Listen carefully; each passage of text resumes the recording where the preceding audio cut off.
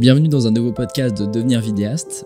Aujourd'hui, nous allons parler d'un concept fascinant, la prophétie autoréalisatrice. Vous avez peut-être déjà entendu parler de cette expression, mais est-ce que vous savez vraiment ce qu'elle signifie ? On va voir aujourd'hui comment elle peut devenir un outil puissant pour atteindre vos objectifs et vous amener vous aussi à vous lancer en tant que vidéaste. Donc dans cet épisode, je vais vous expliquer ce qu'est une prophétie autoréalisatrice, pourquoi elle influence nos vies, comment l'utiliser consciemment pour créer une réalité qui sert vos ambitions, vos rêves et vos projets, et les limites de la prophétie, les deux pièges surtout dans lesquels il ne faut pas tomber.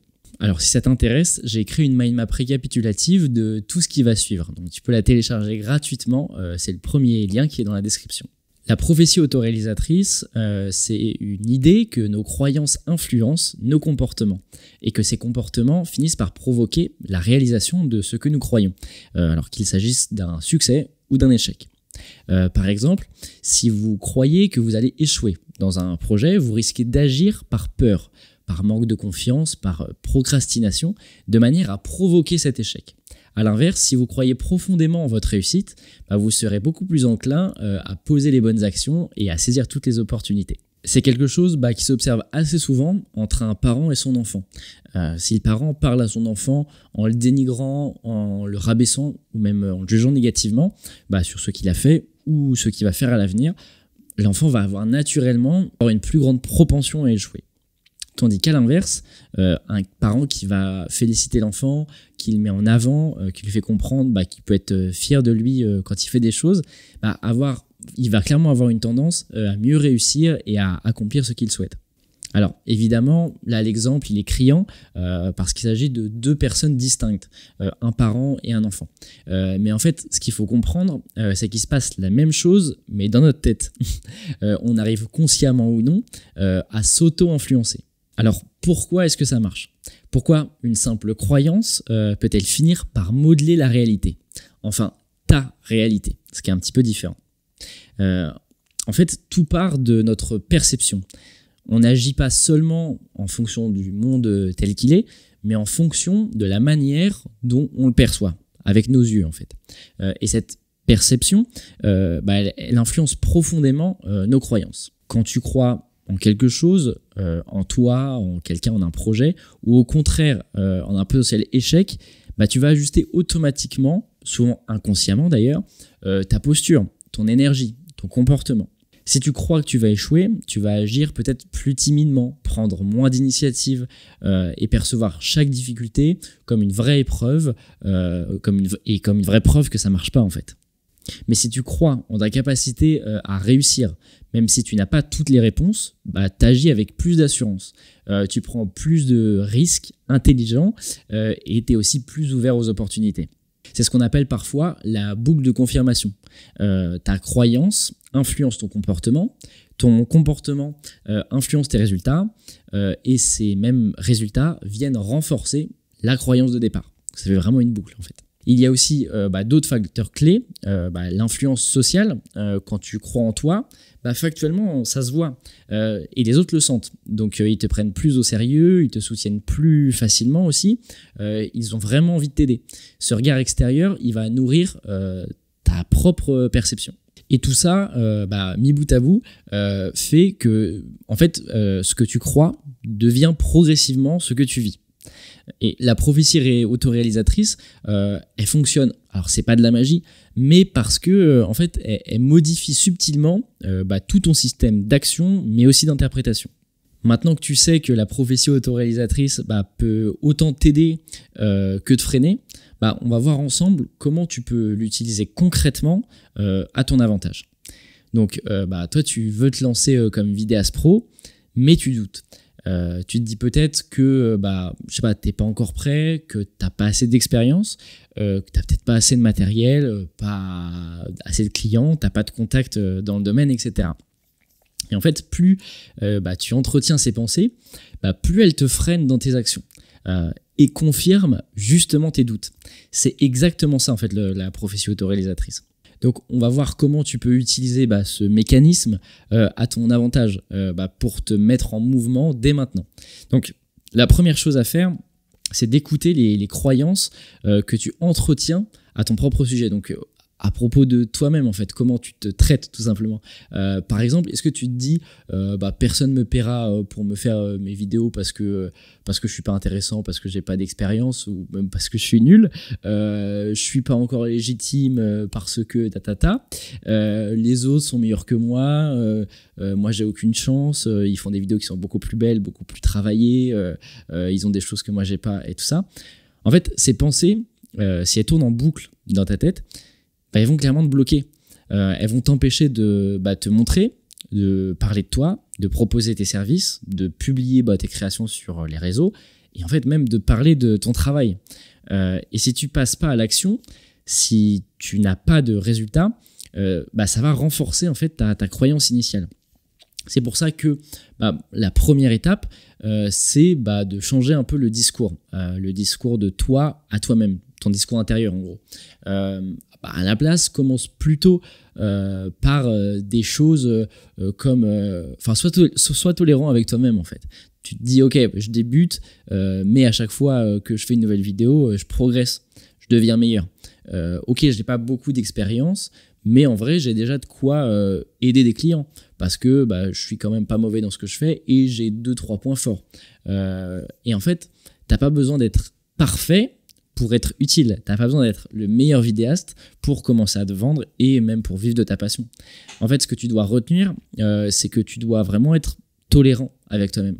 Tu dois accepter en fait que tu débutes et aussi comprendre que fondamentalement, tout le monde est passé par là.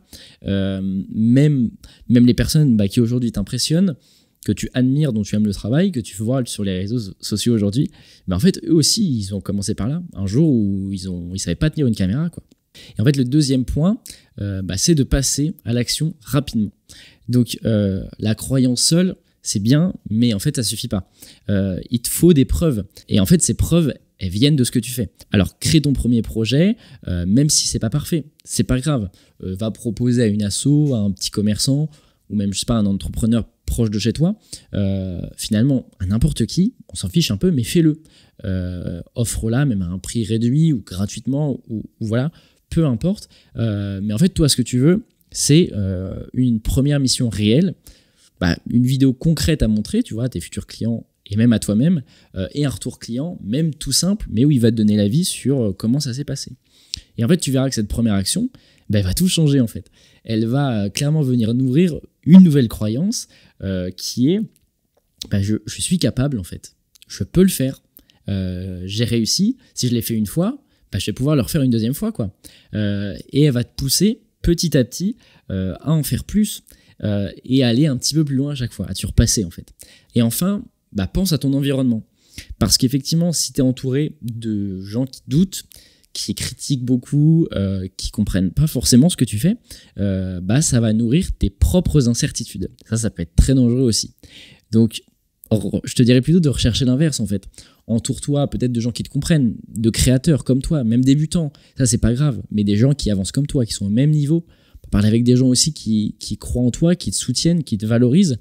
Et surtout, en fait, sois toi-même cette personne positive qui t'automotive. Et ça, c'est le plus important. En fait, c'est ça qui est fou, c'est que tu peux être vraiment ton premier ennemi comme tu peux être ton premier allié. Maintenant, on va voir les deux principaux pièges de la pensée positive, parce qu'effectivement, il y en a forcément, hein. C'est évident. C'est de croire que ça suffit à tout changer en fait. Ça suffit à changer les choses. Alors oui, croire en toi, c'est important, évidemment, c'est la base. Visualiser le succès, t'imaginer sur un tournage, faire les projets clients et tout, c'est puissant, ça marche très bien, c'est important. Mais si tu fais ça sans passer à l'action, ça reste une illusion. Ça sert à rien. C'est des choses qui se passent dans ta tête, mais rien de secret, tu vois. Et en fait, tu peux pas attirer des clients juste en te répétant des phrases dans la tête. Ça marche pas comme ça. Il faut bâtir, il faut avancer, il faut marcher. Et c'est pas juste en consommant du contenu, en écoutant des podcasts, en regardant des vidéos de motivation. Si tu te bouges pas derrière, ça sert à rien en fait. Une croyance pour devenir réelle, elle doit se traduire par des actes, des choses concrètes qui vont te faire avancer. Et la prophétie autoréalisatrice, elle ne marche que si tu t'appuies sur des choses concrètes, quoi. Et le concret, c'est quoi? C'est envoyer un premier message à un prospect, c'est publier cette vidéo sur les réseaux que tu as fait il y a longtemps, mais tu sais pas trop si tu la partages parce que tu as peut-être un peu peur des regards des autres. C'est contacter un autre vidéaste pour le rencontrer, discuter avec lui, peut-être même pour l'accompagner sur une presta. C'est d'essayer de faire toutes ces petites choses-là, en fait, de poser cette première brique qui va te permettre de bâtir tout le reste.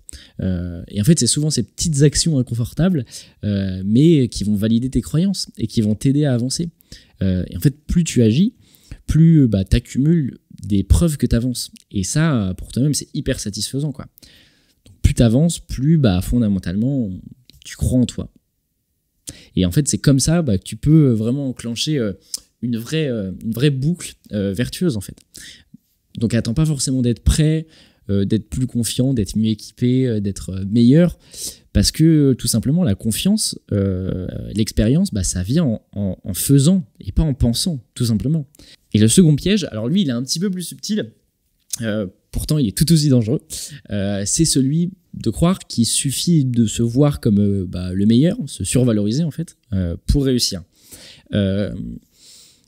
C'est ce genre de discours, aie confiance en toi, crois en toi, trust de process, les autres n'ont rien compris, si t'as que des merdes mais tu te donnes à fond, c'est le principal.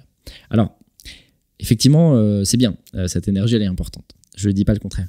Mais si tu tombes dans l'auto-surestimation de toi-même, si tu penses que t'as plus rien à apprendre, que t'as compris comment ça marchait, que t'es le meilleur, que t'as pas besoin de l'avis des autres et au contraire, que tu préfères ne pas l'avoir, en fait, là, tu es juste en train de te couper de la réalité. Est-ce que tu croyais en fait, être peut-être une prophétie autoréalisatrice plutôt positive, en fait, ça devient juste un peu de l'orgueil déguisé, quoi. Et ça peut t'amener à freiner ton évolution. La vérité, c'est que même avec une grande confiance en toi, tu dois toujours rester humble et à l'écoute des autres et à toutes les choses qu'on peut te dire. Écouter les retours de tes clients, écouter les critiques qui sont constructives, qui sont là pour t'aider à avancer et te rendre meilleur. Écouter aussi les gens qui sont peut-être un peu plus avancés que toi, pas pour les copier ou voilà, mais pour apprendre de leur expérience, parce qu'eux aussi ont beaucoup à t'apporter. Et en fait, il ne s'agit pas forcément de douter de toi, mais juste de te rappeler que la confiance n'est pas l'ennemi de l'écoute, que tu peux avancer avec détermination et pourtant croire en ton travail. En fait, l'un n'empêche pas l'autre. Et en même temps, rester curieux, ouvert, toujours prêt à t'améliorer et à évoluer. Parce qu'en vrai, en freelance, et surtout comme nous, en fait, quand tu es créatif, ce qui te fera avancer, c'est pas juste la croyance. Ça va être un peu la combinaison en fait entre la vision que tu as pour toi, mais aussi ta capacité à te remettre en question et surtout au bon moment. Et ça, c'est une posture de croissance saine qui va t'aider à te développer de la meilleure des façons en fait. Ça va pas être je suis le meilleur, mais je suis en train de devenir la meilleure version de moi-même, quoi, en apprenant chaque jour et en devenant meilleur petit à petit, en progressant en fait. Donc pour conclure, en fait, la prophétie autoréalisatrice, c'est très dur à dire, elle peut te freiner, elle peut soit te freiner, soit te propulser. Tout dépend de ce que tu choisis de croire et surtout de ce que tu fais derrière. Alors, crois en toi, oui, mais surtout agis, publie, propose, crée, partage, vraiment avec confiance, mais sans jamais arrêter d'apprendre. Et sans trop de confiance non plus. Et en gros, ta réussite, elle commence pas quand tout est parfait. Elle commence quand tu te mets en mouvement, quand tu te mets à créer des choses, quand tu te mets à grandir, à partager et à devenir meilleur. Donc écoute, merci d'avoir écouté ce podcast. Si tu as envie de garder une trace de tout ce podcast, de tout ce que je t'ai raconté, tu peux télécharger la mind map récapitulative, elle est juste dans le premier lien dans la description. Donc écoute, je te dis à très vite, j'espère que ce podcast t'a plu. N'hésite pas à laisser un like, un commentaire, à mettre 5 étoiles si tu écoutes ça sur Spotify. Et si tu as des questions ou si tu as envie qu'on discute ensemble, n'hésite pas à m'envoyer un message sur Instagram par exemple, je te répondrai avec grand plaisir. Et écoute, je te dis à très bientôt pour un nouveau podcast. Salut!